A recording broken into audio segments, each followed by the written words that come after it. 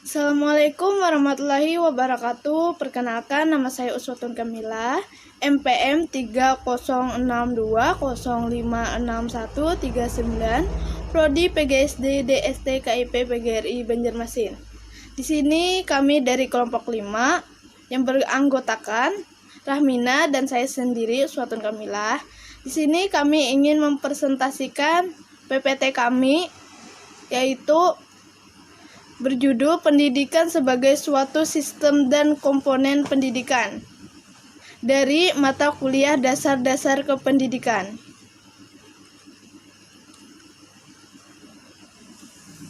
Kata pengantar, Assalamualaikum warahmatullahi wabarakatuh. Dengan mengucapkan syukur alhamdulillah bahwa kami telah dapat menyelesaikan atau membuat PPT ini walau tidak sedikit hambatan dan kesulitan yang kami hadapi. Tiada daya dan upaya kecuali dengan pertolongan Allah Subhanahu wa Ta'ala. Walaupun demikian, PPT ini masih terdapat kekurangan dan belum dikatakan sempurna karena keterbatasan kemampuan kami. Oleh karena itu, saran dan kritik yang bersifat membangun dari semua pihak, kami harapkan agar dapat membuat PPT di waktu yang akan datang bisa lebih baik lagi. Harapan kami semoga PPT ini berguna bagi siapa saja yang membacanya. Wabillahi taufik wal hidayah. Wassalamualaikum warahmatullahi wabarakatuh. Lainnya, yaitu pertama disusun oleh kelompok 5 yaitu Rahmina dan saya sendiri Uswatun Kamila. Prodi Pendidikan Guru Sekolah Dasar PGSD kelas 21 atau 03, mata kuliah Dasar-Dasar Kependidikan. Dosen pembimbing Yulianti Hidayah SP MPD. PT tersebut ada kami lampirkan biodata kami, yaitu yang pertama adalah biodata Rahmina dan biodata saya sendiri yaitu Uswatun Kamila. Oke, masuk materi yaitu bab 7, pendidikan sebagai suatu sistem dan komponen pendidikan. Sistem pendidikan di Indonesia masih menggunakan atau masih mengacu pada sistem pendidikan nasional. Pada saat sekarang ini, dalam penyelenggaraan pendidikan, masyarakat masih belum menyadari bahwa pendidikan berasal dari suatu sistem. Masih banyak masyarakat yang belum menyadari bahwa dirinya merupakan salah satu komponen yang terlibat dalam keberhasilan dan kegagalan dari suatu pendidikan. Melalui pendidikan ini diharapkan dapat memberikan informasi sebagaimana sistem pendidikan di Indonesia pada saat ini dan bisa dijadikan informasi tentang berbagai komponen dalam masalah pendidikan. Yang pertama A. Pendidikan sebagai suatu sistem.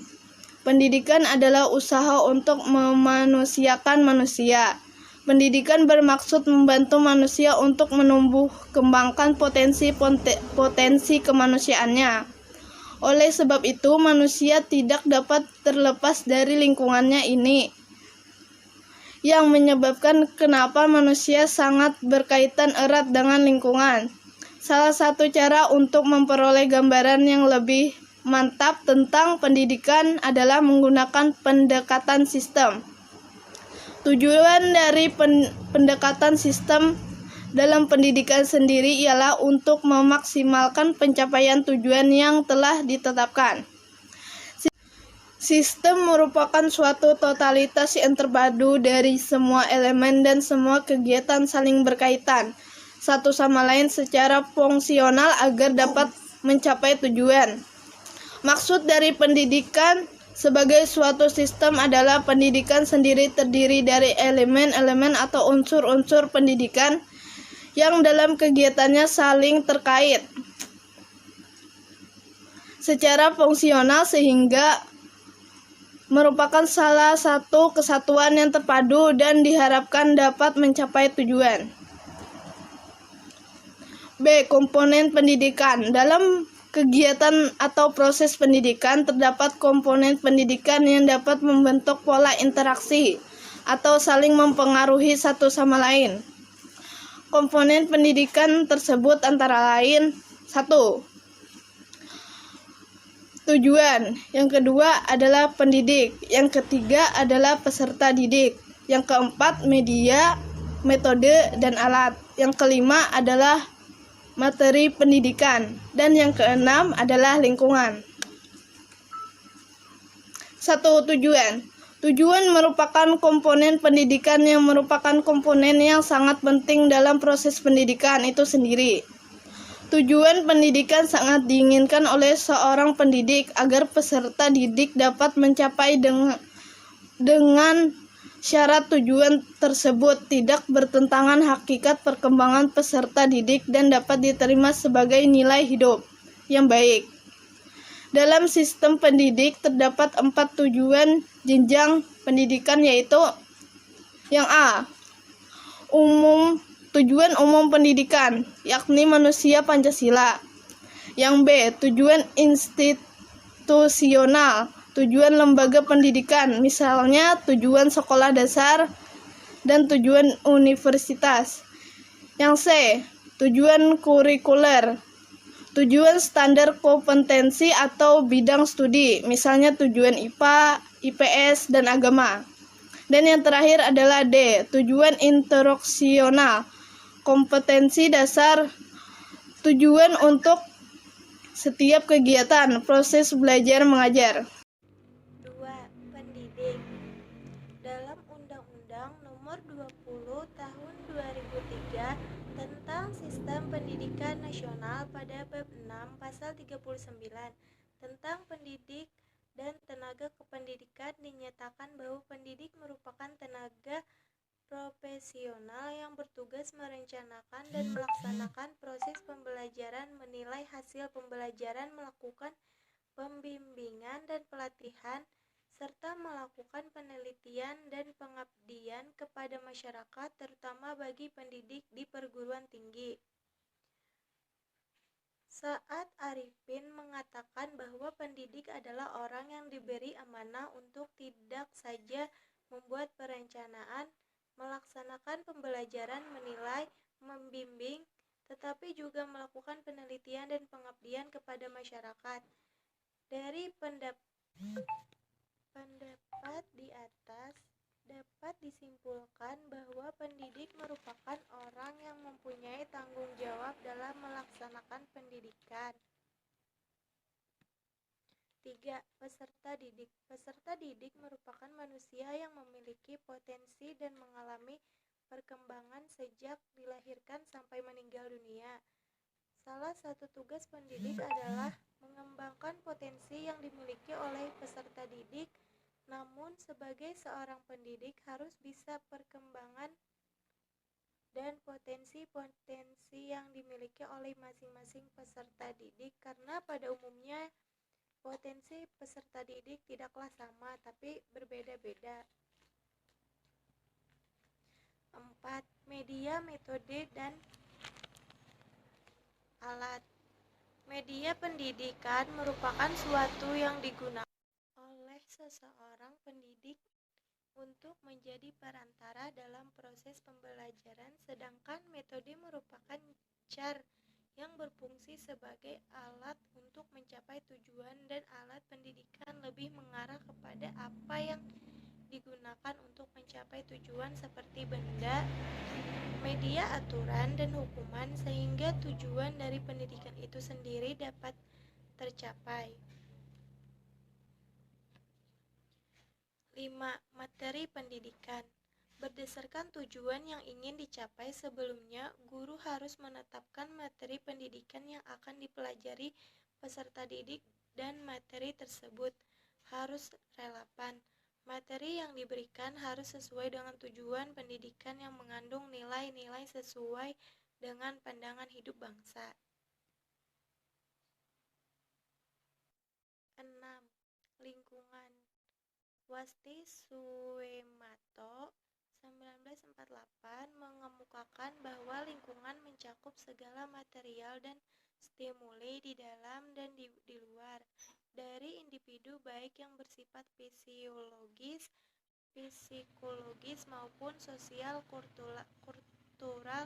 Dalam dunia pendidikan, lingkungan sangat berpengaruh dalam keberhasilan atau kegagalan dari pendidikan. Namun, masih banyak masyarakat yang belum menyadari bahwa lingkungan juga ikut berperan penting dalam proses pembelajaran, sehingga masyarakat hanya mengandalkan guru dan membimbing peserta didik. Lingkungan yang sangat berpengaruh sekali dalam mengembangkan potensi dari seorang peserta didik adalah lingkungan keluarga. Karena keluarga merupakan madrasah pertama yang akan diterima oleh seorang anak. Selain keluarga, lingkungan sekolah juga berpengaruh dalam mengembangkan potensi seseorang. Tidak hanya itu, lingkungan masyarakat juga dapat mempengaruhi perilaku dan kemampuan dari seorang pendidik. Jika peserta didik lahir di lingkungan yang tidak baik, maka kemungkinan besar peserta didik tersebut akan terpengaruh menjadi tidak baik pula. Namun sebaliknya, jika lingkungan baik, maka peserta didik dapat menjadi baik pula. Gambaran umum sistem pendidikan di Indonesia. Sistem pendidikan di Indonesia masih menganut sistem pendidikan nasional secara keseluruhan. Dapat dilihat dari berbagai aspek seperti 1. Mengelola sistem pendidikan dikelola secara sentralistik dan berlaku untuk seluruh wilayah Indonesia, yang mana semua komponen pendidikan dan proses pendidikannya diatur oleh pemerintah pusat dan berlaku untuk semua sekolah di Indonesia, termasuk sekolah yang di pelosok tanah air. 2. Peran pemerintah dan masyarakat. Pemerintah merupakan pihak yang mengendalikan dan mengelola sistem pendidikan secara nasional, walaupun pada hakikatnya dalam undang-undang masyarakatlah yang memiliki kesempatan yang luas untuk menyelenggarakan pendidikan agar mencapai tujuan, namun pada akhirnya pemerintah yang menyelenggarakannya. 3. Dana merupakan salah satu syarat yang dapat menentukan keberhasilan atau kegagalan dari suatu pendidikan. 4. Materi orientasi. Penyusunan materi diarahkan untuk memenuhi kepentingan pemerintah agar target pembangunan dapat mengejar pertumbuhan yang telah ditetapkan.